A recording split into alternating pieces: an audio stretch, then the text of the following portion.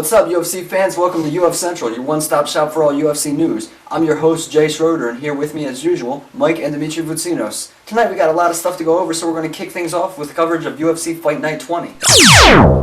Okay, the first fight on the main card was Ultimate Fighter winner Amir Sadallah versus Brad Blackburn. Amir Sadallah getting his second impressive victory in a row. Almost took the fight in the first round with a huge uppercut, but Blackburn hung in all 3 rounds and ended up going unanimous decision to Amir Sadallah. Alright, next up we got Aaron Simpson versus A-Train. Why you gotta interrupt me? Just say A-Train, that's his name. Jesus. Versus Filthy Tom Lawler. Tom Lawler pretty much dominated the first round, but Aaron Simpson came back in the second too, winning a split decision. Although the crowd didn't agree with the decision, we did. It was a very entertaining fight, one fight of the night. Alright, the headline of the night was Efren Escudero versus Evan Dunham. Both of these fighters are undefeated, and Escudero's coming off a knockout of Cole Miller at UFC 103. I was honestly looking forward to Escudero knocking him out, and in the first round certainly looked like he could. He really dominated. Second round, Dunham came back a little bit, and in the third round actually got him in an armbar and made him tap. Escudero held this fully fucking locked armbar for 20 seconds before tapping. Could have broken his arm, but he recently said on Twitter that he's fine. In our main event, we had Nate Diaz versus Gray Maynard, the rematch. I'm a little bit disappointed in Gray Maynard because he let it go to split decision instead of knocking Nate Diaz the fuck out. Yeah, that's what we all would have liked to see. Nate Diaz running his mouth like a little punk ass. I'm gonna go out there and whip his ass. Just shut the fuck up. You got beat. The only reason to even win 3 rounds is because Gray Maynard wanted to punch you longer. I don't know how you got split decision. You paying one of the judges to vote for you? I'm sorry guys, Nate Diaz upsets me a little bit. I had to rant. A little bit harsh, no? Alright, speaking of Nate Diaz, he recently said that he's tired of dropping so much weight to get down to the 155 limit for lightweight, and he's considering moving up to welterweight so he doesn't have to lose all those pounds and he's not starving and miserable all the time.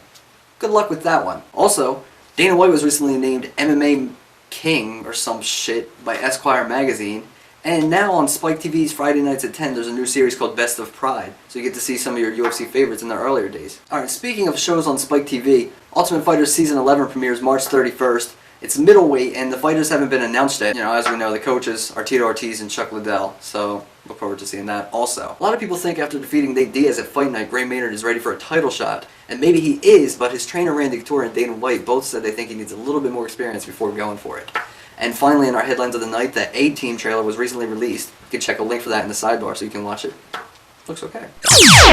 Alright, this past week, Ultimate Fighter 10 contestants Marcus Jones, Justin Wren, and Daryl Schoonover, aka Titties, got released, along with Shane Nelson, Houston Alexander, which is a big surprise to me, and Hermes Frankel, which is another surprise.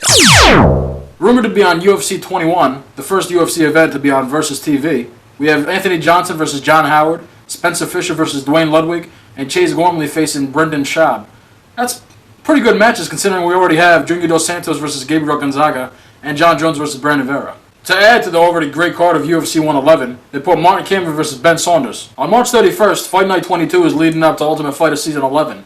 The only rumor they have so far is that Nate Quarry is going to be on the card. 3 rumored matches for UFC 112 have now been confirmed. Anderson Silva versus Vitor Belfort for the middleweight title, BJ Penn versus Frankie Edgar for the lightweight title, and Matt Hughes versus Renzo Gracie. 21 days later, we got the beautiful UFC 113. We got Patrick Cote versus Alan Belcher. We got Rashad Evans versus Rampage Jackson. We got Machida Shogun 2.